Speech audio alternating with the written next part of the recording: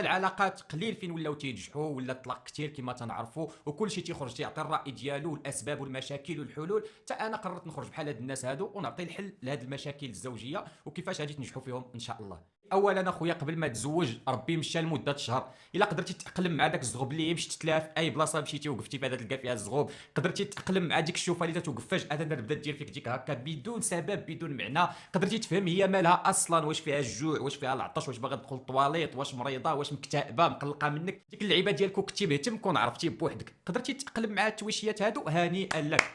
صافي مورا شهر تربيه المشاش سير تزوج، بخصوص ديك اللعيبه الزغب فين ما مشيتي الزغب الزغب الزغب هو اللي كاين في الزواج.